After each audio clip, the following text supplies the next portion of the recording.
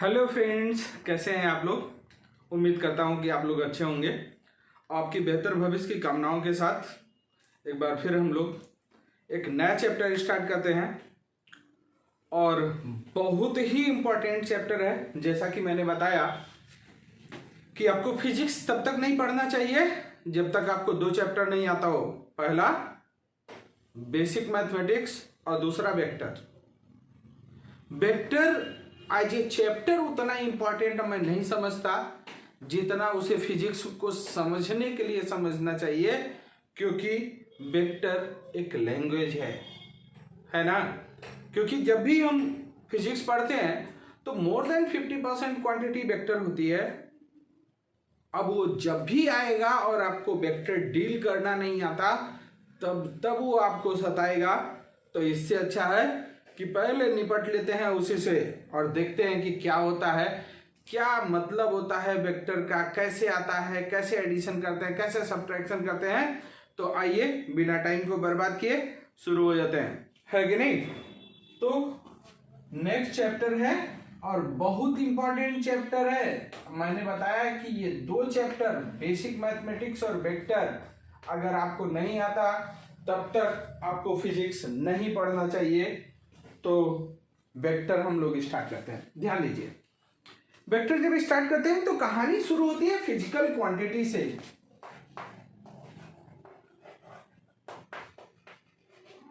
Physical quantity, भाई physical quantity का definition होता है the quantity which can be measured is known as physical quantity. बहुत आसान है। The quantity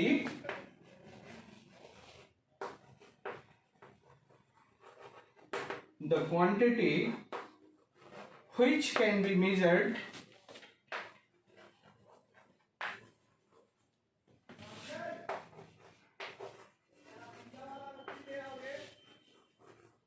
is known as physical quantity।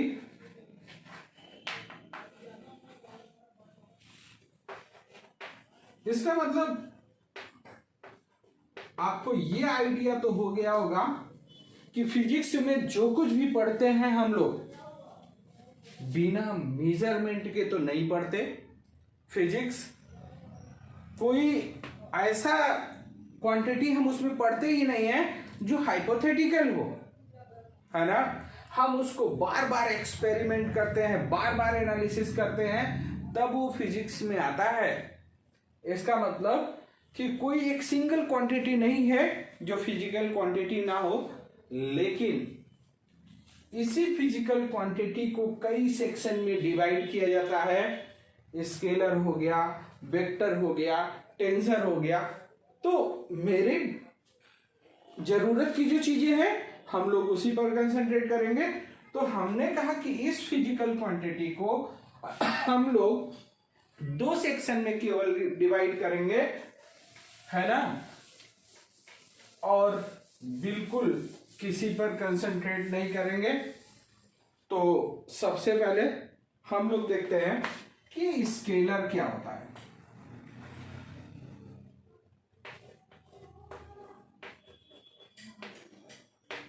Scalar quantity,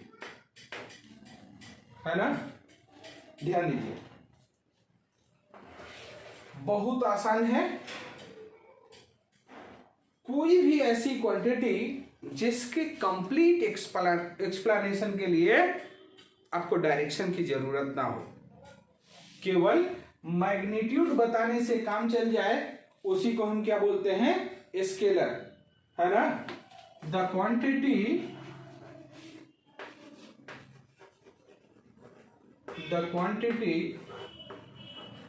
which has magnitude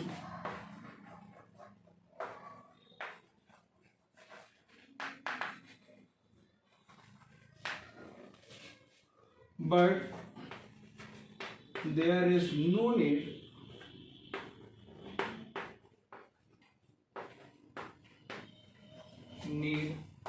of direction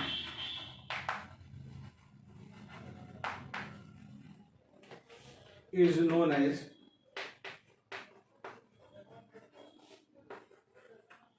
scalar quantity,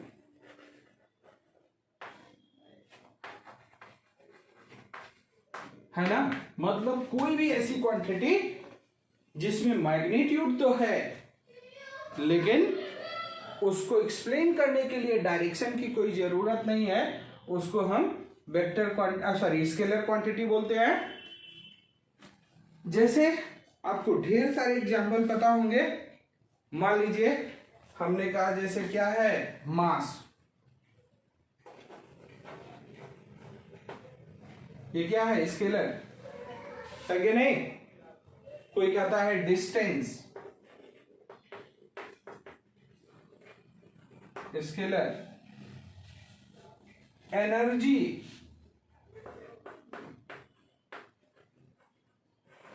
भाई ये energy कैसी भी हो, काइनेटिक हो, पोटेंशियल हो, आप उसको बदल बदल के नाम दे दीजिए, कोई फर्क नहीं पड़ता। ये सब स्केलर क्वांटिटी है। इन सबको बताने के लिए उसके साथ डायरेक्शन की जरूरत नहीं होती है कि नहीं। लेकिन अब हम लोग आ जाते हैं वेक्टर पर और वहां से स्टार्ट करते हैं। ध्यान दीजिए, जनरली जब भी मैं बच्चों से पूछता हूं तो वो इसी जो डेफिनेशन स्केलर का लिखा था हमने, उसी में थोड़ा सा मॉडिफिकेशन करते हैं और कहते हैं कि सर ये हो गया वेक्टर का definition, the quantity which has magnitude and the need of direction, है ना भाई। वो जिसमें मैग्नीट्यूड हो, डायरेक्शन की भी जरूरत हो, उसी को हम क्या बोलेंगे, वेक्टर। लेकिन ये डेफिनेशन क्या होता है, पहले तो ये क्लियर होना चाहिए। डेफिनेशन मतलब क्या है यार, किसी फिजिकल क्वांटिटी की पहचान है वो। अगर आपको पता चल जाए कि ये उस फिजिकल क्वांटिटी की पहचान है, तो जब भी वो सामने आएगा तो प्रॉब्लम क्रिएट नहीं होनी चाहिए, उसे आप आइडेंटिफाई कर लें। ये डेफिनेशन होता है कि नहीं। तो अगर मैं लिख दूं कि the quantity,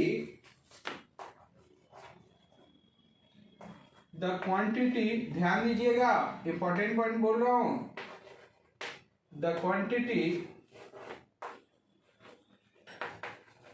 which has magnitude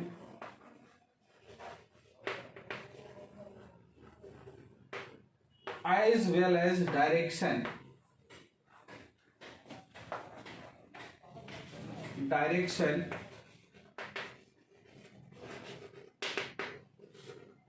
is known as physical quantity,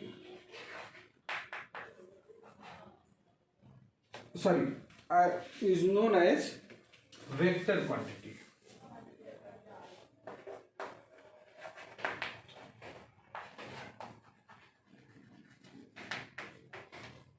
है ना।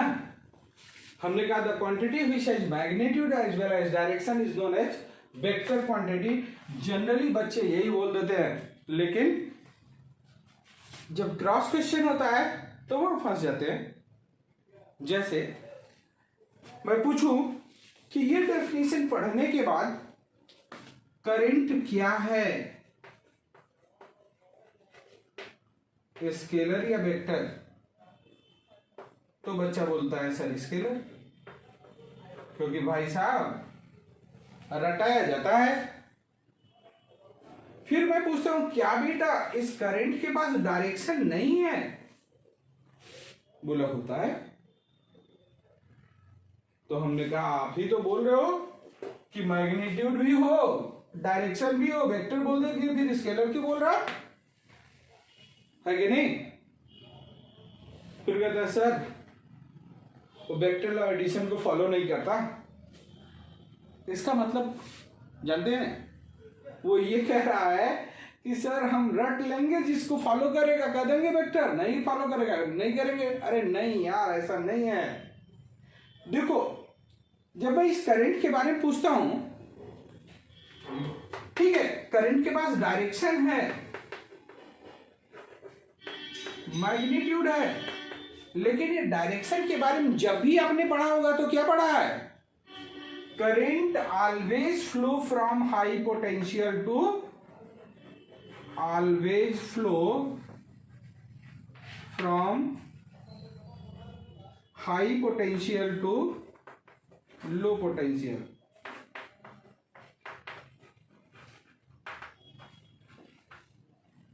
हाई पोटेंशियल टू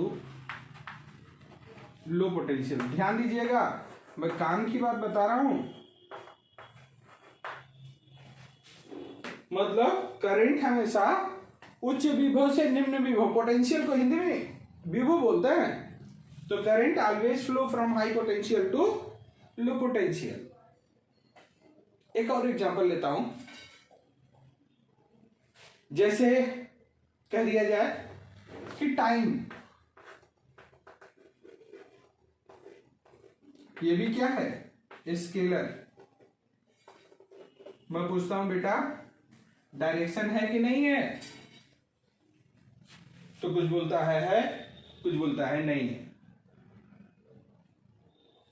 तो जरा आप भी अपने मन में सोच लीजिए कि डायरेक्शन होता है टाइम में या नहीं। भाई मेरे हिसाब से तो होता है। क्यों? एक बहुत छोटा सा एग्जांपल है। मान लीजिए आप पढ़ के आए, आपने रूटीन बना लिया कि रखा बैग और उठाया बैट और लेके चल दिए खेलने। एक दिन हो गया, 2 दिन हो गया, 4 दिन हो गया, फिर कोई कुछ बोले या ना बोले, जो आपके घर का बुजुर्ग व्यक्ति है वो जरूर बोल देगा बेटा पढ़ लो, नहीं तो जो समय निकल गया वो फिर वापस नहीं आएगा। मतलब इनडायरेक्टली वो क्या बोल रहा है भाई? वो कह रहा है जो निकल गया वापस नहीं आएगा, मतलब always move in forward direction है। तो यार मतलब ये क्या कहता है? Always move in forward direction.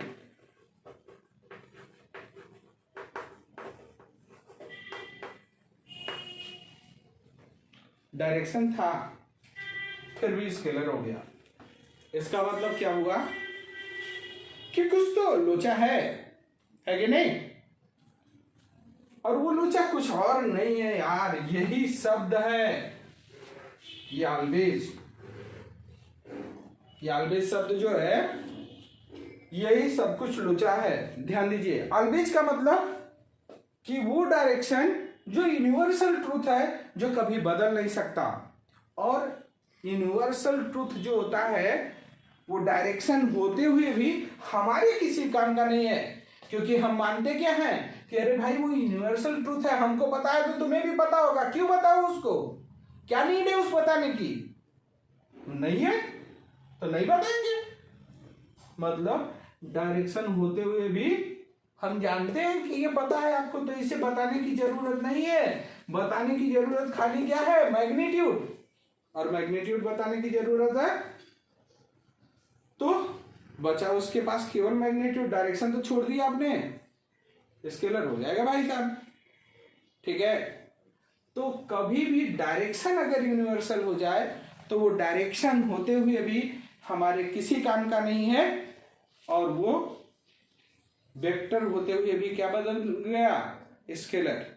ठीक है, तो मैं इस डेफिनेशन को मैं कहूंगा कि ऐसे ना लिखा जाए, कुछ और तरीके से लिखा जाए तो ज्यादा अच्छा होगा। क्या? वेक्टर का डेफिनेशन अब लिख देते हैं हम लोग।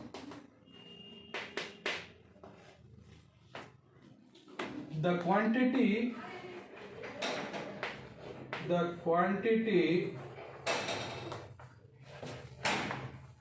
which has magnitude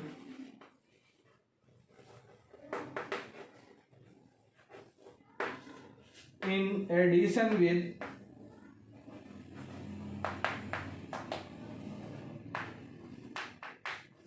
with first point, क्या? Specified direction.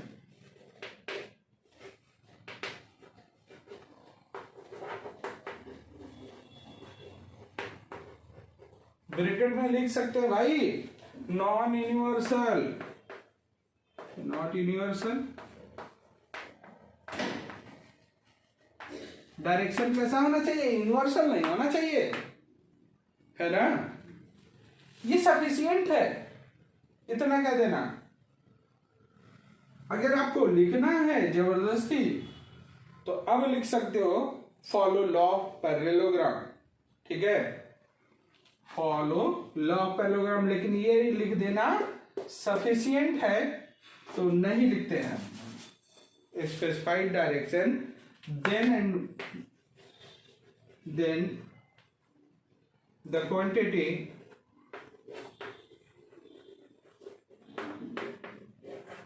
is known as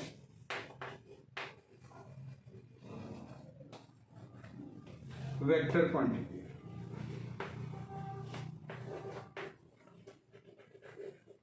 ठीक है,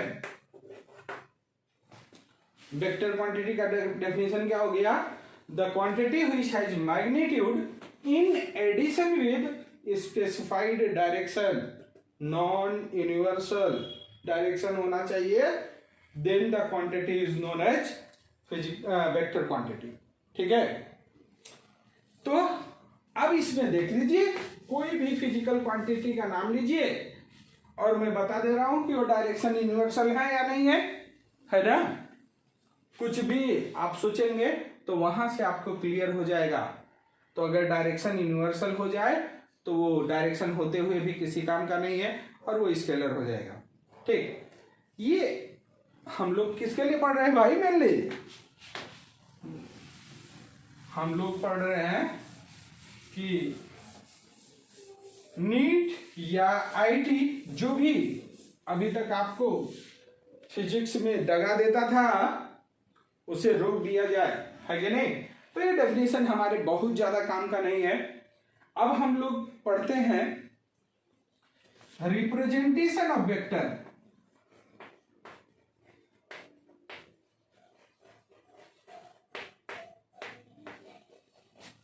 रिप्रेजेंटेशन ऑफ वेक्टर, ध्यान दीजिए, वेक्टर को दो तरीके से रिप्रेजेंट किया जाता है। एक होता है ज्योमेट्रिकल मेथड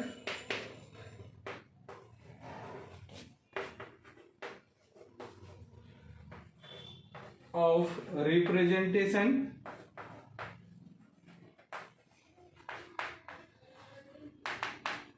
और एक होता है मैथमेटिकल मेथड ऑफ रिप्रेजेंटेशन।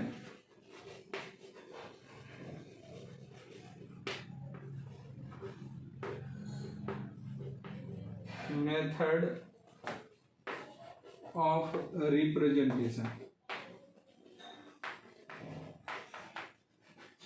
ठीक है।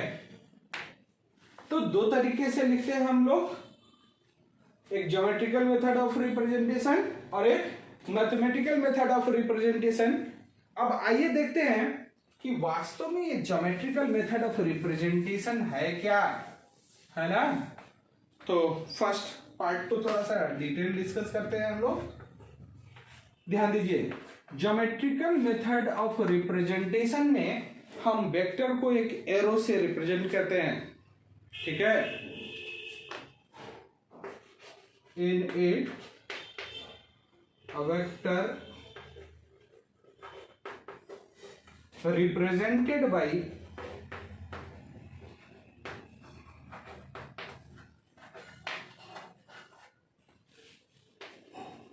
an arrow। ध्यान दीजिएगा भाई, हमने कहा कि ज्योमेट्रिकल मेथड में एक तीर बना दो, बन गया वेक्टर। तीर बनाने के लिए क्या यूज करेंगे आप? भाई ज्योमेट्री बॉक्स आपका यूज करेंगे, इसीलिए तो इसे ज्योमेट्रिकल मेथड ऑफ रिप्रेजेंटेशन बोलते हैं यार।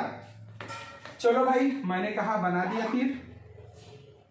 तीर बनाने के लिए क्या चाहिए? एक स्केल चाहिए, पेंसिल चाहिए, बन गया, है ना। और अगर भगवान ने थोड़ी हुनर दी हो तो स्केल की भी जरूरत नहीं है। अरे मतलब सुंदर बन जाएगा, कहने मतलब यार ये हो गया। अब मैं कह रहा हूं कि भाई ये एरो क्या है? वेक्टर, इसका मतलब कि इसके पास वेक्टर की जो क्वालिटी होनी चाहिए वो होगी सब, तभी तो वेक्टर कह रहे हैं भाई। और वो क्या क्या है? मैग्नीट्यूड और डायरेक्शन। इसका मतलब कि इस एरो में ये हेड हो गया, ये टेल है, तो ये जो लेंथ है वो क्या है? मैग्नीट्यूड, है ना। लेंथ ऑफ एरो मैग्नीट्यूड को रिप्रेजेंट करता है, और ये हॉरिजेंटल से इंक्लिनेशन जो है ये डायरेक्शन को रिप्रेजेंट करता है। ठीक है, तो भाई वेक्टर की दो ही आइडेंटिटी है, मैग्नीट्यूड और direction.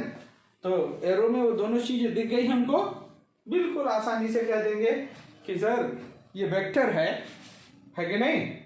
Length of arrow magnitude को और थीटा डायरेक्शन को। लेकिन एक छोटी सी प्रॉब्लम आ गई क्या? चलिए मैं फिर से बनाता हूं इस फिगर को।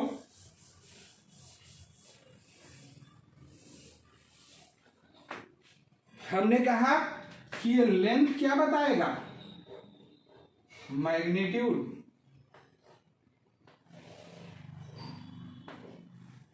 फिर से बोल रहा हूं मैं, लेंथ क्या बताएगा? मैग्नीट्यूड। इसका मतलब इसका लेंथ कुछ सेंटीमीटर ही तो होगा। अब मान लीजिए फिजिकल क्वांटिटी क्या है? फोर्स। फिजिकल क्वांटिटी क्या है? फोर्स। तो फोर्स का मैग्नीट्यूड सेंटीमीटर नहीं होता यार, उसकी यूनिट वो तो न्यूटन होना चाहिए। अगर कह रहा हूं कि नहीं भाई ये फोर्स नहीं है, वेलोसिटी है, तो उसकी यूनिट सेंटीमीटर नहीं यार, मीटर पर सेकेंड होना चाहिए, है कि नहीं। हमने कहा नहीं भाई मोमेंटम है, तो उसकी यूनिट होनी चाहिए केजी, मीटर पर सेकेंड। और तुम चाहे जो वेक्टर बनाओगे सबका मैग्नीट्यूड क्या आएगा? सेंटीमीटर या मीटर। मतलब हो गया एक लोचा। तो ये बहुत बड़ी बात नहीं है। इसके लिए हम लोग क्या करेंगे कि यूनिट कन्वर्जन के लिए एक प्रॉपर स्केल एज्यूम करने की जरूरत है। जैसे हमने कहा let 1 centimetre equal to 5 newton, है कि नहीं। तो मान लीजिए किसी ने मेजर किया कि ये 5 सेंटीमीटर का है, और बगल में आपने स्केल भी रखा है कि 1 सेंटीमीटर इक्वल टू 5 न्यूटन। इसका मतलब क्या हो जाएगा कि वो समझ जाएगा भाई ये 5 सेंटीमीटर मतलब 25 न्यूटन का फोर्स है कि नहीं। आपने लिख दिया 1 सेंटीमीटर इक्वल टू 2 मीटर पर सेकेंड। इसका मतलब वो समझ जाएगा कि अगर ये 5 सेंटीमीटर है, इसका मतलब ये वेलोसिटी को रिप्रेजेंट कर रहा है। क्यों? क्योंकि सेंटीमीटर किसको रिप्रेजेंट कर रहा है? मीटर पर सेकेंड को, है कि नहीं। तो वो समझ जाएगा कि नहीं भाई ये वेलोसिटी की यूनिट है और मैग्नीट्यूड इसका 10 है। समझ में आया। तो यहां पर एक छोटी सी प्रॉब्लम यही है कि हर किसी की यूनिट जब मेजर करोगे आप तो सेंटीमीटर में आने वाला है, तो उसके लिए एक प्रॉपर जो है स्केल एज्यूम करने की जरूरत होती है ना। तो हम लोग इसमें लिखेंगे कि for unit conversion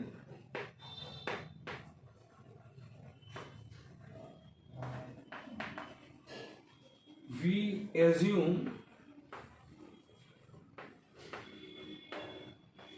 a proper scale। हम एक प्रॉपर स्केल मान लेंगे। जैसे कि अगर फोर्स को रिप्रेजेंट करना है तो लेट 1 सेंटीमीटर इक्वल टू कुछ भी आप अपनी मर्जी से 4 न्यूटन, है ना, कुछ भी हम लोग एज्यूम कर सकते हैं। उसके अकॉर्डिंग इस लेंथ की बात करेंगे आप, जो मैग्नीट्यूड है, तो एरो का लेंथ छोटा या बड़ा हो जाएगा। भाई अगर 1 सेंटीमीटर 1 न्यूटन के बराबर हो तो 10 न्यूटन का फोर्स बनाने के लिए आप 10 सेंटीमीटर लंबा एरो बनाएंगे, है कि नहीं। तो ये एक छोटी सी प्रॉब्लम थी, इसके बाद कुछ भी नहीं है इसमें। और डायरेक्शन हमने बता ही दिया क्या है, इंक्लिनेशन विद हॉरिजॉन्टल। अब बात आती है मैथमेटिकल मेथड ऑफ रिप्रेजेंटेशन। ध्यान दीजिएगा, वेक्टर चैप्टर खत्म हो जाता है लेकिन बच्चों को वो फील नहीं आ पाती जो आनी चाहिए। तो मैं कोशिश करूंगा कि आपको फील आए वेक्टर का। ध्यान दीजिए, मैथमेटिकल मेथड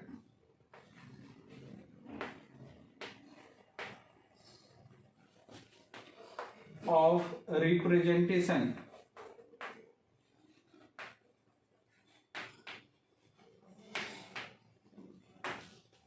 है ना, ध्यान दीजिए, इसमें जो है वेक्टर को आई, जे और के फॉर्मेट में लिखते हैं। मतलब let A equal to A1 I cap plus A2 J cap plus A3 K cap, इस तरीके से कुछ लिखते हैं। जहां ये आई कैप, जे कैप, के कैप ये सब है क्या, आइए लिख लेते हैं इसको। वेयर आई कैप ये होता है यूनिट वेक्टर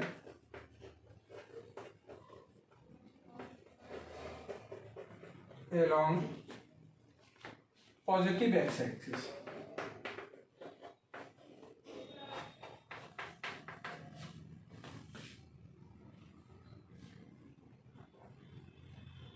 इसी तरह J cap unit vector along positive Y axis, और के कैप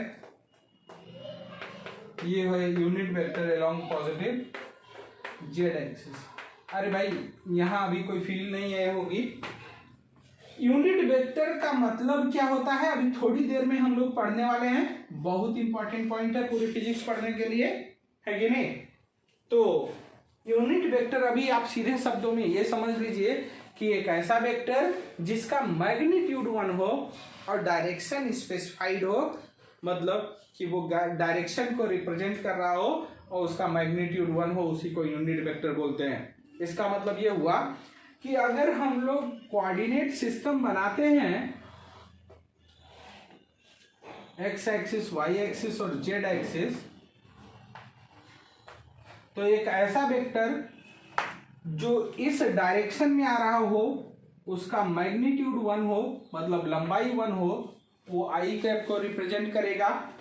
जो इस डायरेक्शन में हो वो जे कैप को, और जो ऊपर है वो के कैप को, है कि नहीं। तो इस तरह से ये आई कैप, ये जे कैप और ये के कैप, है ना। लेकिन ये यूनिट वेक्टर अभी भी बहुत अच्छा नहीं है। आइए हम लोग देखते हैं कि इसमें ये सब है क्या, ये कहां से आया, A1 A2 A3 ये सब क्या है, ठीक है। तो 3D फिगर, थोड़ा सा फिगर बनाना डिफिकल्ट होता है, ऐसा मेरे लिए लेकिन नहीं है, आपके समझने में हो सकता है। तो अभी हम लोग जो है एक 2D वेक्टर लेके चलते हैं कि मान लीजिए हमारे पास एक वेक्टर है A1i और A2j। 2D वेक्टर मतलब खाली i और j हो, ठीक है, या j और k हो, ठीक है। तो या k, इस तीनों में से कोई भी दो हो, कहने का मतलब ये है, तो वो 2D वेक्टर कहलाएगा। अब इसमें जो है मैं कह रहा हूं कि ये कैसे आता है और वेक्टर को कैसे रिप्रेजेंट करता है, आइए देखते हैं हम लोग। ध्यान दीजिए, बहुत ही इंपॉर्टेंट पॉइंट है। यहां से आपको वेक्टर को लेके थोड़ी सी फील आएगी, आप वेक्टर को देखना स्टार्ट करेंगे। ध्यान दीजिए, मान लीजिए हमारे पास ये कोऑर्डिनेट एक्सिस है। ये मैं 2D इसलिए बना रहा हूं क्योंकि एक्स वाई एक्सिस जो है आप तो पढ़ना स्टार्ट कर दिए 9th से, है कि नहीं? तो अब तक कुछ तो आती होगी, नहीं आती होगी तो ग्राफ देखिएगा मेरा, ध्यान दीजिए। ये एक्स एक्सिस है, ये वाई एक्सिस है। मान लो कोई एक पॉइंट है यहां पर ए, उसका कुछ कोऑर्डिनेट है x1 y1। एक दूसरा पॉइंट है यहां पर B, उसका कुछ कोऑर्डिनेट है x2 y2। और आपसे वो कह रहा है इस A को हटाओ, वो कह रहा है भाई जरा वेक्टर ए भी लिख के दिखाओ मैथमेटिकल भाषा में। कह रहा है किस भाषा में? मैथमेटिकल।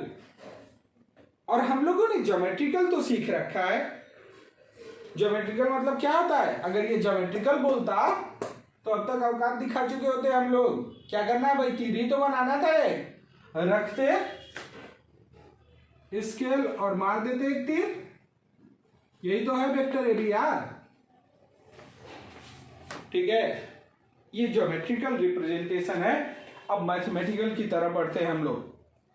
मैथमेटिकल रिप्रेजेंटेशन लिखने के लिए बहुत छोटी सी पॉइंट है, वो है क्या कि किसी वेक्टर को लिखने के लिए हम उस वेक्टर के टेल से हेड तक जाना चाहते हैं, ठीक है? वेक्टर के टेल से हेड तक जाना चाहते हैं, लेकिन कुछ शर्तों के साथ। वो शर्तें क्या होनी चाहिए कि भाई दुनिया वाले तो खाली 3 ही डायरेक्शन जानते हैं, एक्स वाई और जेड, मतलब आई कैप जे कैप और के कैप। तो जब भी हम चलेंगे तो उनको हमको पूरा तरीके से बताना होगा कि भाई हम कितना गए और किधर गए। इसका मतलब कि अगर वो 3 ही डायरेक्शन जानते हैं तो आपको उन्हीं तीनों डायरेक्शन में ही चलना है। ऐसा नहीं है कि जिधर मन में आए चल दिया। मतलब जब भी आपका मूवमेंट होगा तो या तो एक्स एक्सिस के अलोंग होगा, या तो वाई एक्सिस के अलोंग होगा, और या तो जेड एक्सिस के अलोंग होगा, ठीक? तो यहां से यहां तक जाने का जुगाड़ क्या लगा सकते हैं भाई? अरे यार यहां से शुरू कीजिए और इसके हेड के जस्ट नीचे तक आ जाइए।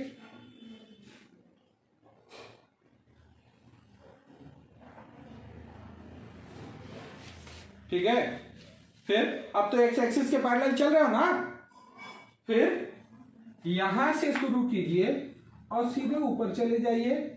अब तो आप वाई एक्सिस के पैरेलल चल रहे हो ना, तो पहुंच तो गए इसके टेल से हेड तक। बस यही दुनिया को समझा देना भाई साहब कितना चले और किस डायरेक्शन में चले। तो वो दिखाने के लिए क्या करते हैं भाई, इसका कोऑर्डिनेट दिया हुआ है x1 y1। इसका मतलब क्या हुआ कि ये यहां से यहां तक की दूरी क्या है? ये x1 है ना,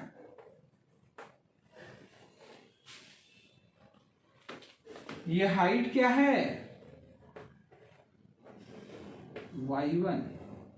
यही ना होता है भाई। किसी कोऑर्डिनेट को अभी अगर नहीं जानते तो ध्यान रखिएगा कि उस कोऑर्डिनेट से आप परपेंडिकुलर ड्रॉ करते हो एक्स एक्सिस पर, वाई एक्सिस पर, और ओरिजिन से जो फीट ऑफ परपेंडिकुलर की डिस्टेंस होती है वो एक्स एक्सिस पर वो एक्स की वैल्यू होती है, मतलब पहली वैल्यू, और जो दूसरी होती है वो वाई की वैल्यू होती है। ऐसे यहां पर ये कोऑर्डिनेट कितना होगा? x2, और ये कोऑर्डिनेट y2। तो हम लोगों ने कितना मूव किया भाई? इधर कितना मूव किया? ये दूरी जानते हैं x2 है, ये दूरी x1, तो ये कितना हो गया? x2 minus x1। फिर ये दूरी जानते हैं y2 माइनस y1।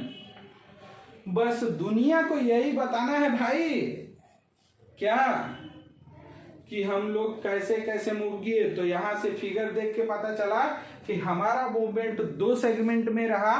एक बार हम लोगों ने कितना मूव किया? x2 माइनस x1 किधर मूव किया, अलोंग द पॉजिटिव एक्सिस, और वो दुनिया जानती है उसका डायरेक्शन आई कैप लिख दो तो समझ जाएगी कि along the positive X axis move किया आपने। फिर दूसरा सेगमेंट है, मतलब प्लस के साथ लिख दो उसको भी, कितना y2 minus y1 into Z है, ठीक है, ये मिल गया वेक्टर। अच्छा, ये दो अलग अलग सेगमेंट है, बीच में प्लस साइन यूज किया है आपने, इसका मतलब सीक्वेंस इंटरचेंज का कोई रोल नहीं होगा। मतलब अगर हम लोग पहले ऐसे गए होते, ऊपर गए होते और फिर यहां आए होते तो मैं इसको क्या लिखता, y2 minus y1 into I cap J cap plus x2 minus x1 into I cap. इसको इंटरचेंज करने का कोई भी इफेक्ट नहीं आया, मतलब ये वेक्टर कम्यूटेटिव लॉ को भी फॉलो करेगा। कम्यूटेटिव लॉ मतलब a plus B equal to B plus A, वही वेक्टर हुआ ना, चाहे इधर से गए होते चाहे इधर से गए होते, तरीका तो हमने फॉलो किया। बस किसी ने कहा कि हम पहले एक्स एक्सिस के पैरेलल चलेंगे, किसी ने कहा नहीं पहले हम वाई एक्सिस के पैरेलल चलेंगे, है कि नहीं। तो मेरे कहने का मतलब कि वेक्टर में अगर जो मान लीजिए कोई वेक्टर लिखा आ गया ऐसे 5i cap minus 3j cap plus 2k cap, तो ये आते ही उस आपके दिमाग में क्या आना चाहिए कि भाई अगर उस वेक्टर के टेल से हेड तक हम लोगों को चलना होता तो पहले हम 5 unit along the X axis चलते, फिर 3 unit along the minus Y axis चलते, नेगेटिव वाई एक्सिस, और फिर 2 unit along the Z axis चलते, तब हम उसके टेल से हेड तक पहुंच पाते। ये फील आपको आना चाहिए जैसे भी आपने देखा इसको, समझ में आया। अच्छा, दूसरी बात, ये फिगर जो है हम लोग याद नहीं रखेंगे हमेशा, क्योंकि ये तो मैं आपको दिखाना चाह रहा था कि बेटा देख लो कहां से आ रहा है, ठीक है। ये वेक्टर जुगाड़ से भी काम चल सकता है, अरे हमेशा ऐसे बनाओगे क्या, आपके लिए टाइम का बहुत ज्यादा इंपॉर्टेंस है। इसका मतलब हम लोग ये x2 माइनस x1 कहां से मिल सकता है, ये कोऑर्डिनेट है हेड का, फर्स्ट कोऑर्डिनेट x2, और ये x1 क्या है, फर्स्ट कोऑर्डिनेट ऑफ टेल। इसका मतलब कि वेक्टर लिखने का तरीका क्या है, first coordinate of head minus first coordinate of tail into I cap plus second coordinate of head minus second coordinate of tail into J cap. अरे भाई अगर 3D होता तो तीसरा कोऑर्डिनेट भी होता, फिर हम लिखते third coordinate of head minus third coordinate of tail into K cap. तो वेक्टर कैसे लिखा जाता है ये क्लियर है या नहीं। चलो भाई, तो वेक्टर हम लोगों ने सीख लिया कि कैसे लिखते हैं। अब अगर कोई वेक्टर इस तरीके से लिख दिया गया, इसका मतलब क्या होगा, हमने बताया भाई कि वेक्टर की सारी चीजें उसमें मिलनी चाहिए, इसका मैग्नीट्यूड भी होना चाहिए, इसका डायरेक्शन भी होना चाहिए। तो ये इसी में अभी इनबिल्ट है, वैसे फिगर रहता था तो हम देख लेते थे, अब तो आपको इस फॉर्मेट में लिखा मिलेगा, तो हमको इसी में उसका मैग्नीट्यूड भी छुपा हुआ है, इसी में उसका डायरेक्शन भी छुपा हुआ है, निकालना आना चाहिए। तो नेक्स्ट हेडिंग डाल लेते हैं, मैग्नीट्यूड ऑफ ए वेक्टर। क्या, मैग्नीट्यूड ऑफ वेक्टर। कब, ये मैथमेटिकल फॉर्मेट में जब दिया है तब यार, है कि नहीं। चलो देखो, मैग्नीट्यूड को 2-3 तरीके से लिखते हैं। एक तो वेक्टर लगा हुआ है उसके बाहर मॉड लगा दो, वो मैग्नीट्यूड को रिप्रेजेंट करेगा, या फिर वेक्टर था उसके ऊपर से एरो उड़ा दो तब भी वो रिप्रेजेंट करता है। तो ये तो रिप्रेजेंटेशन की बात है। मैग्नीट्यूड क्या होता है? Length of arrow. जरा इस फिगर में देख लो यार, ये एक राइट एंगल ट्रायंगल है, इसको अगर कोऑर्डिनेट सी एज्यूम कर लेते हैं हम लोग, तो in triangle A B C, ये राइट एंगल ट्रायंगल है, तो लेंथ ऑफ एरो ही तो मैग्नीट्यूड होता है कि नहीं? तो हम क्या लिख सकते हैं कि फ्रॉम फिगर, मैं इसको मिटा रहा हूं,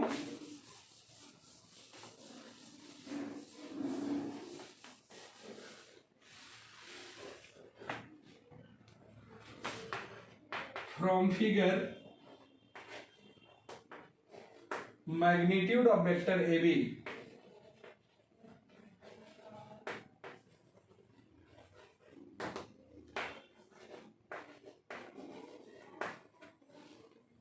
ये क्या हो जाएगा? ए बी का मॉड ले लिया, और ये मुझे तो यही लंबाई निकालना था, हमने क्या किया, x2 minus x1 square plus y2 minus y1 square. अरे भाई पाइथागोरस लगा दिया और कुछ नहीं किया।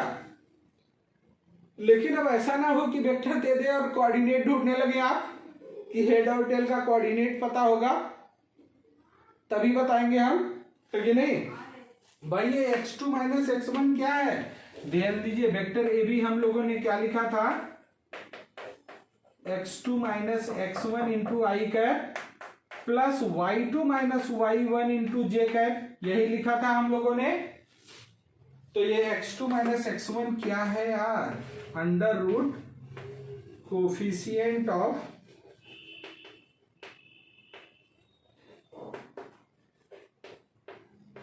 इसका स्क्वायर प्लस कोफिशिएंट ऑफ जे इसका स्क्वायर। अगर 3D होता तो के भी होता, तो प्लस कोफिशिएंट ऑफ के भी लिख लेते, तो मैग्नीट्यूड निकालना तो बहुत आसान है भाई, है कि नहीं? आप क्या करेंगे, coefficient of I square plus coefficient of J square plus coefficient of के स्क्वायर। तो आप कोफिशिएंट पर कंसंट्रेट करेंगे, ना कि दोनों के कोऑर्डिनेट ढूंढने के चक्कर में आगे। नहीं तो मान लो एक का कोऑर्डिनेट होता 5, एक का कोऑर्डिनेट होता 1, दोनों सब्ट्रैक्ट करके तो 4 आ जाते भाई। अब कहोगे नहीं 4 से नहीं निकालूंगा सर, 5 और 1 दोनों चाहिए, तब घटाऊंगा तब निकालूंगा, ये तो बेईमानी होती। समझ में आया? तो मैग्नीट्यूड निकालना जब मैथमेटिकल फॉर्मेट में दिया गया हो तो बहुत आसान है। अब जो है हम लोग डायरेक्शन सीख लेते हैं।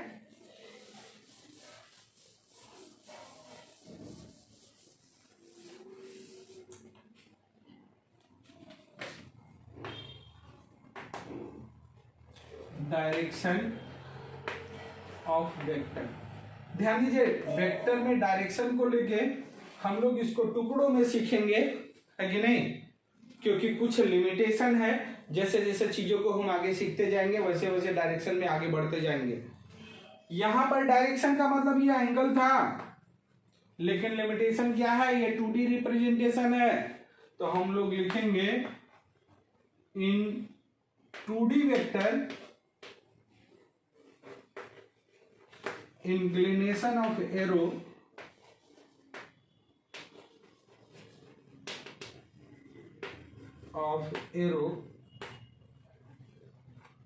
with horizontal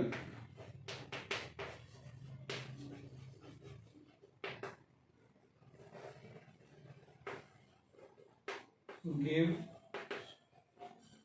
direction. तो ये डायरेक्शन जो है क्या है, 2D वेक्टर में इंक्लिनेशन, इसका मतलब हम लोग कह सकते हैं कि फ्रॉम फिगर,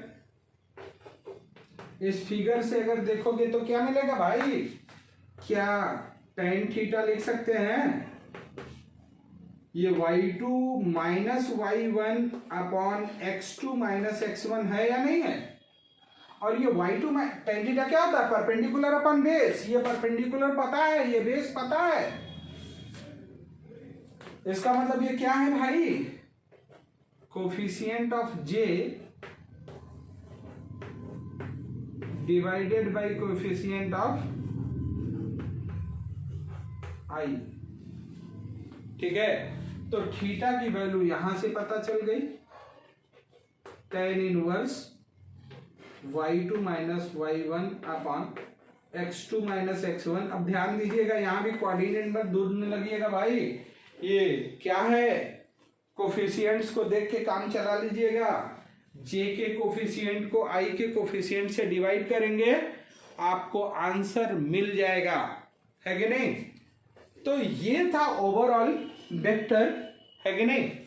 तो वेक्टर लिखते कैसे हैं, वेक्टर का मैग्नीट्यूड क्या होता है और वेक्टर के डायरेक्शन क्या होते हैं, ये सारी बातें आपको क्रिस्टल क्लियर होनी चाहिए।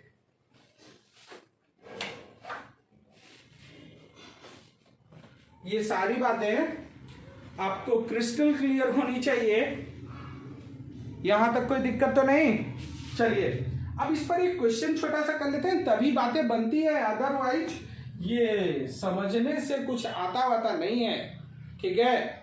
जब तक, क्योंकि फिजिक्स में आपकी प्रॉब्लम क्या है भाई, सिर्फ यही ना कि आपको सर न्यूमेरिकल नहीं होता, तो न्यूमेरिकल तो समझने के बाद ही हो पाएगा। चलिए देखते हैं, एक क्वेश्चन करते हैं, उसके बाद मैं छोड़ देता हूं आपको, नहीं तो वीडियो लंबा हो जाएगा और नेक्स्ट लेक्चर पे हम लोग इसको और डिस्कस करते हैं। चलिए मान लीजिए क्वेश्चन है, if coordinate of head and tail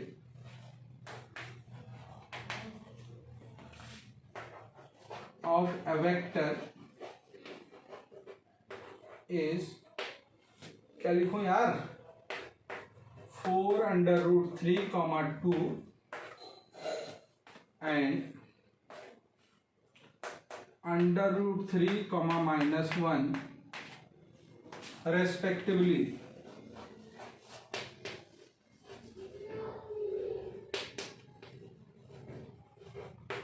then find vector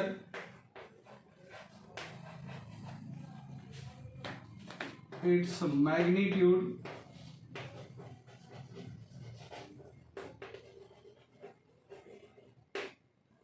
and direction.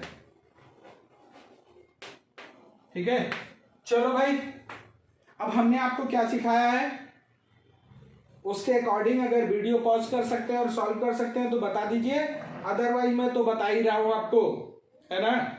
तो चलिए जल्दी से कीजिए वीडियो पॉज और शुरू हो जाइए। चलिए अब मैं आपको बताता हूं, पहले तो इस शब्द को ध्यान देंगे, ऐसा ना हो इसको मिस कर जाए। रेस्पेक्टिवली का मतलब होता है क्रमशः, इसका मतलब लैंग्वेज में जिस सीक्वेंस में जो चीजें लिखी गई है उसके करस्पॉन्डिंग ये वैल्यूज हैं। इसका मतलब कि अगर आप एक एरो बनाओगे, यही ना है, अब ऐसा ना हो भाई कि इस पर एक्सिस बनाओ फिर उसमें ढूंढने लगो, अरे वो टाइम का वेस्टेज है। मैंने बता दिया कि बार बार उसे नहीं बनाएंगे हम, है कि नहीं। तो हेड का कोऑर्डिनेट है 4√3, 2 और टेल का कोऑर्डिनेट है √3, -1। मान लो ये वेक्टर है ए, ठीक है। तो अब मैं इसको मिटा सकता हूं क्योंकि जो कुछ कह रहा था उतना तो मैंने फिगर में बना ही लिया, है कि नहीं।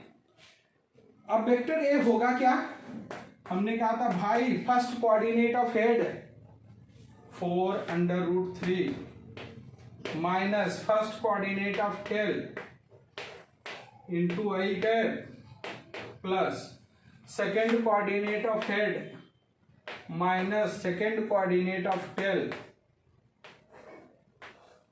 Into J cap.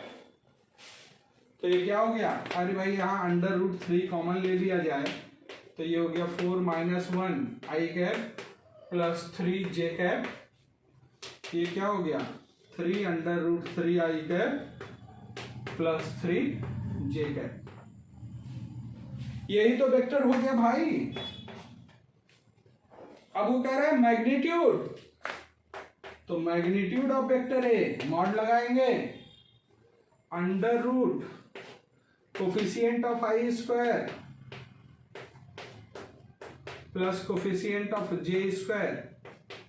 तो ये क्या हो जाएगा, ये अंडर रूट 27 भाई, ये 3 का भी स्क्वायर होगा, अंडर रूट 3 का स्क्वायर होगा, दोनों आपस में मल्टीप्लाई होंगे। तो 3 का स्क्वायर 9, अंडर रूट 3 का 3, तो 9 इंटू 3 27 प्लस 9, ये कितना आ गया भाई, ये तो अंडर रूट 36 दिख रहा है मुझे, ये तो 6 आ गया, है कि नहीं। और डायरेक्शन के बारे में हमने कहा tan theta equal to coefficient of J मतलब 3 divided by coefficient of I 3√3, है ना।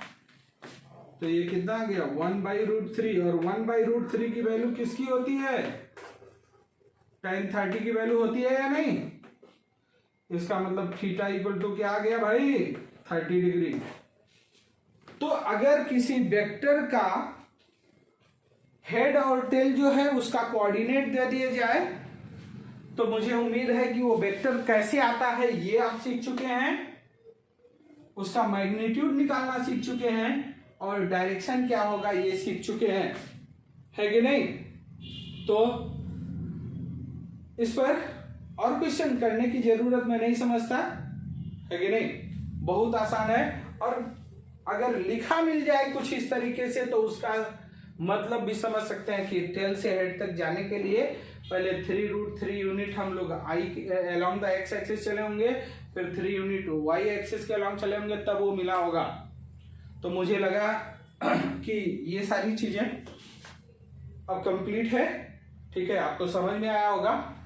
और अगर आपको समझ में आया है तो आपके पॉजिटिव कमेंट हमारे लिए मोटिवेशन का काम करते हैं। और आज की चीजें यहीं तक, मिलते हैं नेक्स्ट टाइम पे, नमस्कार।